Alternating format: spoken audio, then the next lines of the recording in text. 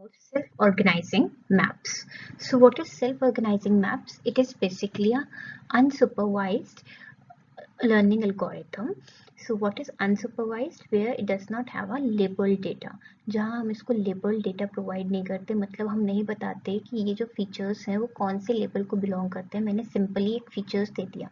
For example, एक shopkeeper ने एक shop खोली, उसमें मतलब सपोज इलेक्ट्रॉनिक शॉप खोली, ठीक है, वो कुछ ब्रांड्स के प्रोडक्ट्स बेचता है. फॉर एग्जांपल एप्पल के प्रोडक्ट्स, बोट्स के प्रोडक्ट्स और या एमआई के प्रोडक्ट्स बेच रहा है, ठीक है. तो जब बोट्स कुछ कस्टमर्स आ रहे हैं तो कुछ थोड़े स्कूल गोइंग बच्चे आए तो उन्होंने बोट्स के प्रोडक्ट खरीदे, ठीक है. जो जॉब वाले आए तो उन्होंने एप्पल के प्रोडक्ट्स खरीदे. तो उस शॉपकीपर ने क्या किया, एक क्लस्टर बना दिया कि जो भी जॉब वाले जॉब पेइंग कस्टमर्स हैं तो वो एप्पल प्रोडक्ट्स ही खरीदेंगे, तो उनको एप्पल प्रोडक्ट्स का ही सामान दिखा रहे हैं, ठीक है. और जो स्कूल गोइंग बच्चे होंगे, जो पढ़ रहे होंगे, जो स्टूडेंट्स होंगे, मोस्टली वो बोर्ड्स के प्रोडक्ट खरीदेंगे क्योंकि उनके पास उतना पैसा नहीं कि एप्पल वाले खरीद सके. तो उन्होंने एक क्लस्टर बना लिया कि ये इस टाइप के लोग आएंगे वो बोर्ड्स के खरीदेंगे, इस टाइप के लोग आएंगे तो एप्पल के खरीदेंगे, ठीक है. तो उसको पहले से कोई इनपुट नहीं था, कि कभी नहीं पता था कि जो जॉब गोइंग, जब शॉप खोलने से पहले उसको नहीं पता था कि जॉब गोइंग वाले एप्पल खरीदेंगे या स्कूल गोइंग वाले फ्रूट्स खरीदेंगे. बट जब भी उसने दो चार बार देखा तो उसने यही सीखा, एक उसने दिमाग में वो आइडिया बिठा लिया कि इस समय जॉब गोइंग वाले स्टूडेंट्स और जॉब गोइंग वाले कस्टमर्स मोस्टली एप्पल प्रोडक्ट्स ही खरीद रहे हैं. तो अब क्या होगा अगर कोई नया आ गया है ना, तो उसको नहीं पता तब कि वो कौन से क्लस्टर में जाएगा, क्लस्टर ए एप्पल प्रोडक्ट्स में या क्लस्टर बी बोट्स के प्रोडक्ट्स में, ठीक है. कोई नया आया तो that is not even student और not a job going person, also unemployed person, ठीक है. तो वो कौन से प्रोडक्ट खरीदेगा, ठीक है. तो वहां पर थोड़ा उसको फीचराइज करना, तो वो एक फीचर्स देखता है कि ये किसके सिमिलैरिटी ऑफ फीचर्स क्या है, ठीक है. तो उस तरीके से वो क्लस्टर में डिवाइड करता है. या लेट्स टेक अनदर एग्जांपल, एक शॉप है, कपड़ों की शॉप है, तो शादी के कपड़ों की शॉप है. तो अगर लड़का जा रहा है तो वो मोस्ट प्रोबेबली शेरवानी या पैंट शर्ट खरीदेगा, लड़की जा रही है तो सूट साड़ी लहंगा खरीदेगी, करेक्ट है. तो उसने तो एक फीचर मतलब उन्होंने बना दिया कि लड़कियां हैं तो सूट साड़ी लहंगा है, लड़के हैं तो शेरवानी या वो है पैंट शर्ट कोट, ठीक है. तो इस तरीके से हम ये क्लस्टर्ड कर देते हैं कि दिस इज अ बॉय और दिस इज अ गर्ल. तो और या अगर मान लो मैंने पहले से नहीं बताया मशीन को अपनी, कि जैसे मैंने ये भेजा उसको, मैंने मशीन को नहीं बताया कि एक सेकेंड, 1 सेकेंड, ओके. मैंने फॉर एग्जांपल ये कुछ इस तरीके से बॉक्सेस भेजे और एक ट्राइंगल भेजा, और मैंने मशीन को नहीं बताया कि इसको ट्राइंगल कहते हैं और इसको स्क्वायर कहते हैं. मैंने ये बात मशीन को नहीं बताई. तो क्या होगा, मशीन कैसे उसने उसने एक क्लस्टर बना लिया. ये जो कुछ एक जैसे आइटम दिख रहे हैं उनको कह दे क्लस्टर ए में बिलोंग करते हैं, ये जो कुछ एक जैसे आइटम दिख रहे हैं उनको क्लस्टर बी में बिलोंग करते हैं, राइट. तो उसको मैंने ये उसने ये नहीं कहा कि दिस इज अ स्क्वायर, उसने ये कहा कि this belongs two cluster A and this because this looks like a same feature, this looks like a similar feature, क्योंकि सबके 3 साइड्स हैं, इसके 4 साइड्स हैं. तो उसने क्या कहा, जो 4 साइड्स वाले हैं वो स्क्वायर एक क्लस्टर ए को बिलोंग करते हैं, 3 साइड्स वाले क्लस्टर बी को बिलोंग करते हैं. कुछ इस तरह से 5 साइड्स वाला आ गया, तो वो उसने उसका क्योंकि डिफरेंट फीचर हो गया तो उसने क्या किया, एक नया क्लस्टर बना सकता है या मोर देन 3 वाले क्लस्टर में क्लस्टर ए में डाल सकता है, ठीक है. तो this is how this works, ठीक है. Unsupervised learning. तो एसओएम क्या होता है, एसओएम भी एक न्यूरल नेटवर्क है, but that is unsupervised learning algorithm. इसके पास सिर्फ 2 लेयर्स होती है. जैसे आर्टिफिशियल न्यूरल नेटवर्क्स में हमारे पास 3 लेयर होती हैं, एसओएम में हमारे पास सिर्फ 2 ही लेयर होती है, input layer and output layer, ठीक है. So, इसको हम कोहनन मैप्स भी कहते हैं क्योंकि it is proposed by Teuvo Kohonen ने बनाया था. So this is also known as Kohonen maps. तो ये क्या करता है, हाई डायमेंशनल डेटा को लो डायमेंशन डेटा में कन्वर्ट कर देता है, तो जिससे हमारे पास किसी भी तरीके का डेटा होगा हम उसके साथ काम कर सकते हैं। Why? Because it is converting high dimensional data into low dimension. तो लो डायमेंशन में जब काम करते हैं तो इट वर्क्स इजीली, राइट? ठीक है।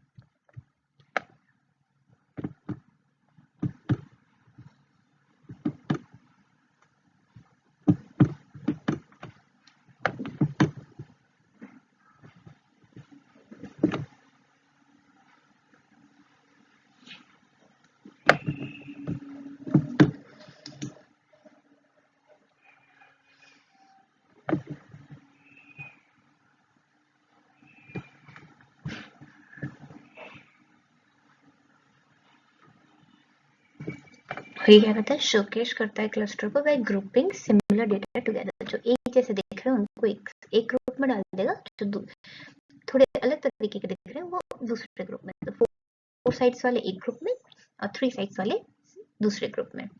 Now this is self organising map, जिसमें this is one input space and this is the output space. तो यहाँ पर हमारे पास 3 इनपुट है और हर एक इनपुट एवरी आउटपुट से कनेक्टेड है, और फिर हर इनपुट के साथ वेट्स अटैच्ड है। ठीक है। Now let's understand how does it work. तो सबसे पहले क्या होता है कि हम क्या करते हैं, हर इनपुट के साथ एक वेट रैंडम वैल्यूज इनिशियलाइज करते हैं उसको। ठीक है। सेकंड स्टेप क्या होता है, लर्निंग मॉडल का लर्निंग रेट इनिशियलाइज करते हैं कि किस लर्निंग रेट से वो सीख रहा है। देन हम square of Euclidean distance calculate करते हैं। What is the formula of Euclidean distance? अगर if you remember, Euclidean distance का फॉर्मूला क्या होता है हमारा?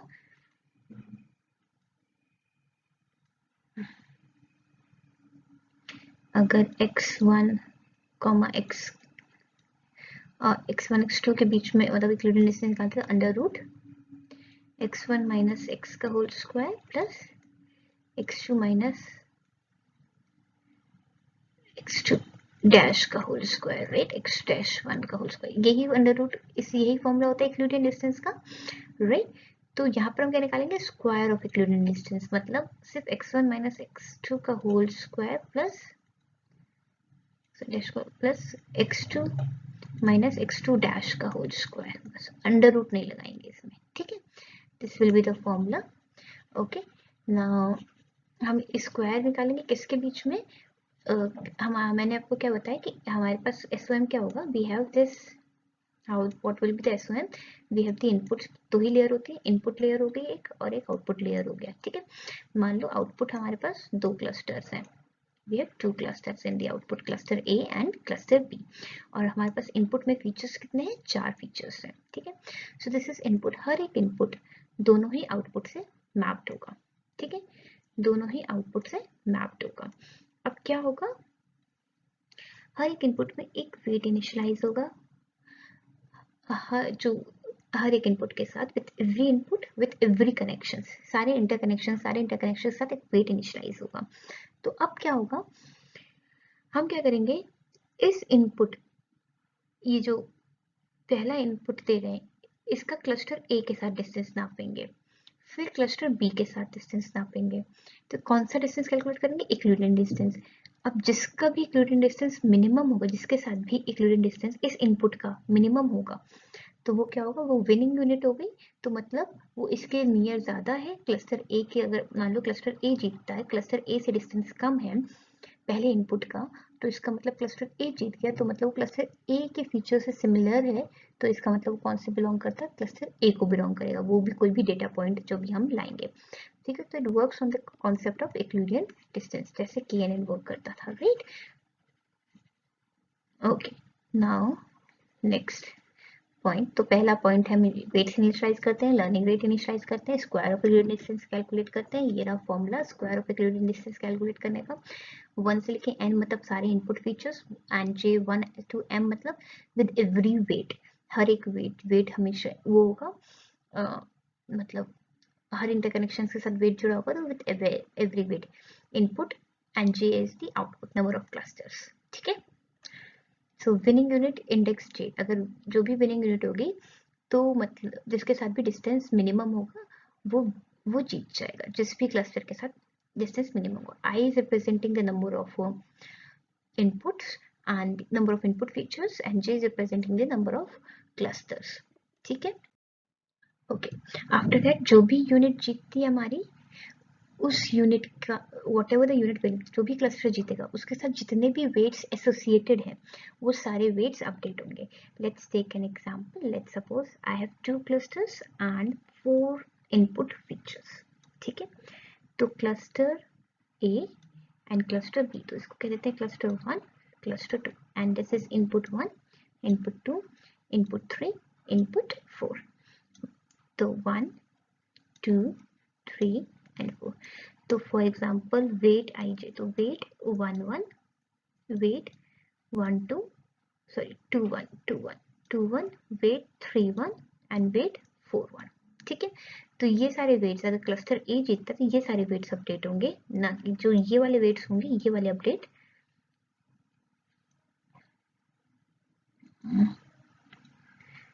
ये वाले जो वेट्स होंगे इस वाले क्लस्टर के साथ जो भी अटैच्ड होंगे वो वाले वेट अपडेट नहीं होंगे. ब्लू वाले वेट, ब्लू में जो ब्लू वाले इंटरकनेक्शन के साथ जितने भी वेट्स लगे होंगे वो अपडेट नहीं होंगे क्योंकि वो सेकंड क्लस्टर को बिलोंग करते हैं.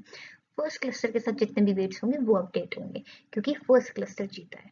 ठीक है, this is how it works. और क्लस्टर वेट्स को अपडेट करने का फॉर्मूला आपका, this is the formula to update the wait.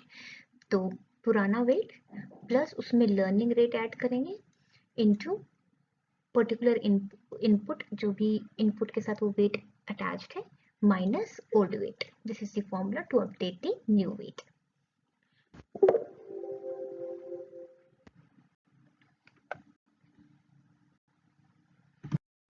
Let's take one example. मेरे पास एक क्वेश्चन दे रखा है मुझे, कंस्ट्रक्ट KSOM मतलब coherent self organizing maps to cluster 4 vectors.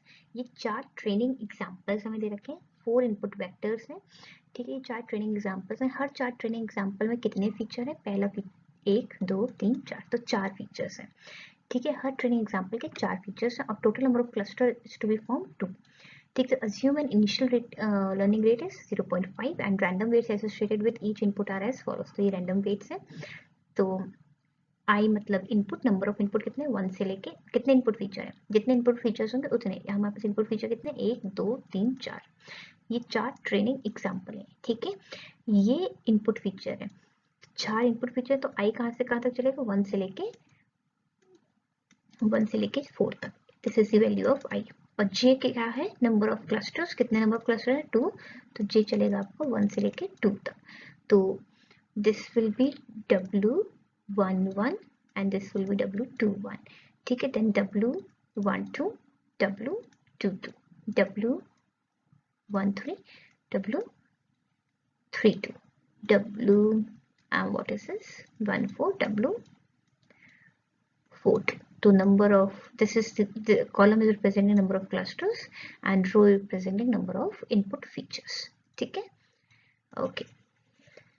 Now moving to the other slide. Now let's try to solve this question. तो सबसे first था initialize the random weights. ये हमारे पास random weights हम initialize कर चुके हैं.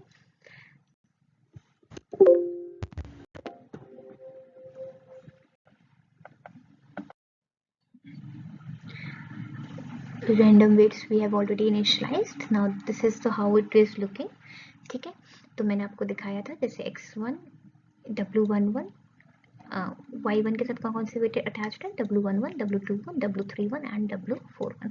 y2 के साथ W12 W22 W32 and W42. ठीक है, okay. So coming to the second step. तो फर्स्ट इनपुट वेक्टर, पहला ट्रेनिंग एग्जांपल लेंगे. तो हम पहला स्टेप क्या है, calculate the square of Euclidean distance. Euclidean distance का स्क्वायर कैलकुलेट किया, तो दैट इज समेशन ऑफ जितने भी वेट्स हैं माइनस xi. तो how many weights we have, 4 weights होंगे हर पर्टिकुलर क्लस्टर के साथ. तो Wij माइनस xi, Wi1 पहले क्लस्टर के साथ हम वेट नापेंगे. पहले we are calculating the square of Euclidean distance with first cluster. ठीक है, तो पहले क्लस्टर के साथ वेट नापेंगे Wi1, तो हम 1 वाला लेंगे माइनस xi. ठीक है, तो 0.1 0.2 minus 0, xi is 0 whole square. Then 0.4 minus 0 whole square. 0.6 minus 1 whole square. 0.8 minus 1 का whole square. इनका समेशन आया, जो भी फॉर्मूला क्या आया 0.4. ठीक है, इसका आंसर है 0.4। नाउ अब हम क्लस्टर 2 के साथ नापेंगे। अब क्लस्टर 2 के साथ यू कैन कैलकुलेट, अब ट्राई करो कैलकुलेट करने का। D2 अगेन अब हम क्या करेंगे, summation of what, WI2 cluster is 2 minus x2, x2 के जितने भी फीचर्स है होल स्क्वायर। तो क्या होगा, पहला क्या है 0.9 माइनस 0 का होल स्क्वायर प्लस 0.7 माइनस 0 का होल स्क्वायर प्लस 0.5 माइनस 1 का होल स्क्वायर प्लस 0.3 माइनस 1 का होल स्क्वायर। ठीक है, अब इसका वैल्यू बताओ कितना आ रहा है, और बताओ D1 और D2 में कौन सी क्लस्टर जीत रहा है, मतलब किसका डिस्टेंस मिनिमम है। हम ये D से रिप्रेजेंट कर रहे हैं यूक्लिडियन डिस्टेंस। ठीक है, कैलकुलेट करो एंड टेल मी और which one is the minimum distance.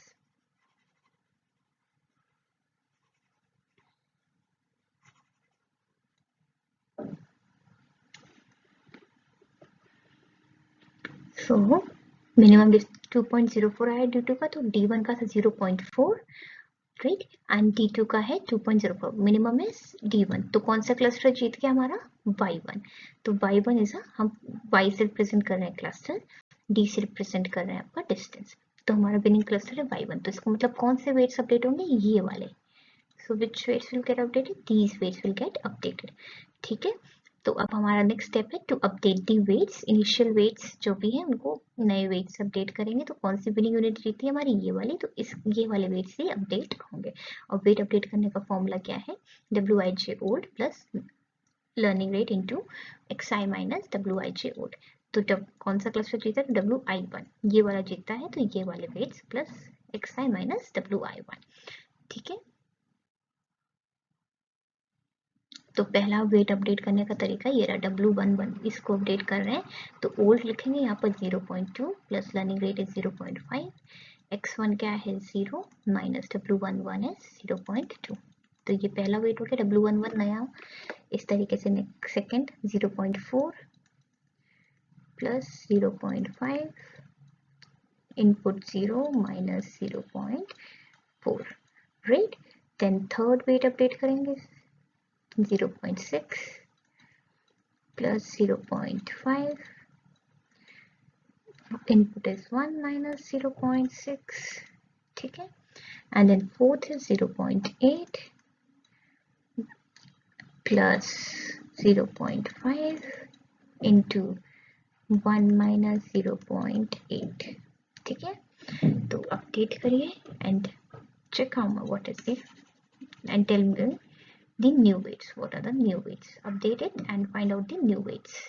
तो सिर्फ यही वाले वेट्स अपडेट होंगे और कोई वेट्स अपडेट नहीं होंगे।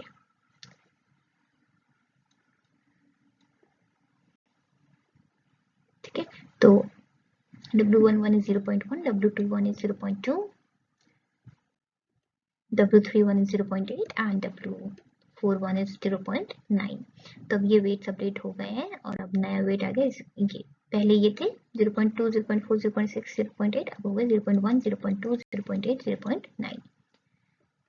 ठीक है, इस तरीके से आप सेकेंड इनपुट वेक्टर निकालेंगे, यूक्लिडियन डिस्टेंस कैलकुलेट करेंगे, स्क्वायर ऑफ यूक्लिडियन डिस्टेंस, वही फॉर्मूला। तो पहले के साथ 2.3 आया, सेकेंड के साथ सेकेंड डिस्टेंस है 0.84। तो D1 और D2 में से कौन सी डिस्टेंस मिनिमम है आपकी, D2 मिनिमम है, तो क्लस्टर कौन सा जीतेगा, Y2। तो कौन से वेट्स अपडेट होंगे, दिस वेट अपडेट होंगे। ये सेकेंड इनपुट वेक्टर को लेकर कर रहे हैं हम। ठीक है, तो हमने सेकेंड इनपुट वेक्टर को लेकर किया, तो हमारे ये वेट्स अपडेट होंगे, वही सेम फॉर्मूला लगेगा। ठीक है, अब न्यू वेट्स क्या आएंगे हमारे 0.95, ठीक है, एंड देन 0.2515। सो पहले 0.9753 थे, अब क्या हो गए 95, 35, 25 एंड 15। अब हमारे वेट्स अगेन अपडेट हो गए। अब नाउ अब हम जब थर्ड वेक्टर लेंगे तो नए वेट्स के साथ खेलेंगे, पुराने वेट्स के साथ नहीं करेंगे। अब हमारे यहाँ वेट्स अपडेट हो गए। अब हम न्यू थर्ड इनपुट वेक्टर लिया, तो we are working with the new weights. अब हम न्यू वेट्स को लेके ही वर्क करेंगे। तो D1 की वैल्यू कैलकुलेट करिए विद द सेम फॉर्मूला। तो D1 की 1.5 आई, D2 की 1.91 आई, D1 is less than D2, तो कौन सी यूनिट जीत गई, कौन सा क्लस्टर जीत गया, क्लस्टर 1। तो कौन से वेट अपडेट होंगे, ये वाले वेट अगेन अपडेट होंगे। तो ये वाले वेट्स अपडेट होंगे विद द सेम फॉर्मूला। तो अब वेट्स कौन से आ गए, ये आ गए। तो 0.1 हटके क्या लिखा जाएगा, 0.05, 0.2 हटके 0.6, 0.8 हटके 0.9 एंड 0.9 हटा के 0.45 लिखा जाएगा। ठीक है, तो अब these are the new weights now. अब ये वाले वेट हट जाएंगे और ये वाले वेट्स के साथ काम होगा। तो वेट चेंज हो गए अब नए वेट्स के साथ। अब फोर्थ इनपुट वेक्टर जो हमारा फोर्थ ट्रेनिंग एग्जांपल था अकॉर्डिंग टू द क्वेश्चन, उसमें भी हमने D1 और D2 कैलकुलेट किया। अब हम नए वेट्स को लेकर ही कैलकुलेट करेंगे। अब हमारा जो फॉर्मूला यूज होगा विद न्यू वेट 0.05 माइनस 0 का होल स्क्वायर प्लस 0.6 माइनस 0 का होल स्क्वायर प्लस 0.9 माइनस 0 का होल स्क्वायर प्लस 0.45 माइनस 1 का होल स्क्वायर। ठीक है, इससे D1 निकलेगा और D2 कैसे निकलेगा, 0.95 माइनस 0 का होल स्क्वायर प्लस 0.35 माइनस 0 का होल स्क्वायर प्लस 0.25 माइनस 0 का होल स्क्वायर 0.15 माइनस 1 का होल स्क्वायर। ठीक है, चाहे वेट माइनस इनपुट कर दो या इनपुट माइनस वेट कर दो, स्क्वायर हो रहा है तो आंसर तो सेम ही रहेगा। ठीक है, उसके बाद D1 और D2 निकलेगा, इन दोनों में से कौन सा लेस है, D1 इज मिनिमम, तो कौन सा क्लस्टर जीत गया, फोर्थ इनपुट वेक्टर के लिए क्लस्टर 1 जीत गया। तो अब हम इसको मैप कर सकते हैं आसानी से। क्लस्टर 1 जीत गया तो we have to again update the weights first of all, because the next step we have to always follow. तो हमें नेक्स्ट स्टेप करेंगे तो हमारा पहले वेट्स अपडेट करेंगे, तो कौन सा वेट अपडेट होगा, ये वाला वेट अपडेट होगा, राइट, क्लस्टर 1 वाला। तो ये वेट अपडेट किया हमने, तो W11 0.025 जब वही सेम फॉर्मूले से, तो हमारे न्यू वेट्स ये वाले हट जाएंगे और हमारे न्यू वेट्स ये आ गए 0.025। जब these are the updated weights, हमारे को सिर्फ 4 ही ट्रेनिंग एग्जांपल दे रखे थे क्वेश्चन में, तो हम यहीं तक करेंगे और रुक जाएंगे। उसके बाद हमारा फाइनल आर्किटेक्चर जो बना, अब हमारे वेट्स अपडेट हो गए हैं और विथ एवरी इनपुट अगर हम मैप करेंगे तो x1 x2 x3 x4 ये सारे वेट्स हमने मैप कर दिए यहाँ पर। ठीक है, और जो हमारी ट्रेनिंग एग्जांपल्स हैं उनको भी मैप कर देते हैं। तो फर्स्ट इनपुट वेक्टर हमारा मैप्ड होता है क्लस्टर 1 के साथ, सेकेंड इनपुट वेक्टर हमारा मैप्ड होता है क्लस्टर 2 के साथ, थर्ड इनपुट वेक्टर क्लस्टर 1 के साथ, fourth input vector again cluster 1 के साथ मैप होता है। ठीक है, तो ये मैप्ड हो गए हैं और ये प्रोसेस कब तक चल, ये हमारा पहला इपॉक चला है, फर्स्ट इपॉक। मतलब जब पहला इपॉक चलाते हैं तो ये सारे ट्रेनिंग एग्जांपल लगाएगा, उसने मैप कर दिए। अगर आप नंबर ऑफ इपॉक्स बढ़ा सकते हो, आप ये मैंने जितना चाहो उतना रन कर सकते हो। ये कब तक रन करो इस फीचर मैप को, जब तक मान लो सेकेंड इपॉक फिर से रन किया और अब की बार क्लस्टर ना बदल गया। मान लो फर्स्ट इनपुट वेक्टर के लिए क्लस्टर बदल गया 2, सेकंड के लिए 2, थर्ड के लिए 1 और फोर्थ के लिए 1, तो फर्स्ट के लिए चेंज हो गया, तो इसका मतलब फीचर मैप अगेन चेंज हो गया। तो ये हम ये प्रोसेस रिपीट करते रहते हैं until and unless we do not get the same epochs, मतलब sorry same cluster with every epoch. ठीक है, मान लो थर्ड टाइम ये सेकेंड इपॉक में चला, ये इपॉक नंबर 2 था, ये इपॉक 1 था। ठीक है, अब थर्ड इपॉक में अगर हमने चलाया और तब हमारा first input vector is mapped with cluster 2, second is mapped with cluster 2, third is mapped with cluster 1 and fourth is mapped with cluster 1। तो मतलब इपॉक 2 में जैसा रिजल्ट आया वैसे इपॉक 3 में आया, तो हम यहाँ रुक जाते हैं, हम कहते हैं ये फाइनल हमारा मैप्ड हुआ है, अब करेक्ट मैप्ड हुआ है। जब हमारा so this process is continued for many epochs until the feature map does not change, जब तक फीचर मैप चेंज नहीं हो रहा। अगर हर इपॉक के साथ फीचर मैप आपका चेंज हो रहा है तभी तक आपका सही आंसर नहीं आया है। जब फीचर मैप चेंज होना बंद हो जाता है हम वहीं रुक जाते हैं।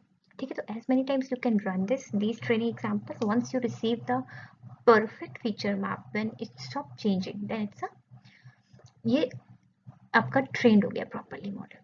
so this is all about the SOM. Try at your home, try the another question. I will explain you another example as well. Thank you.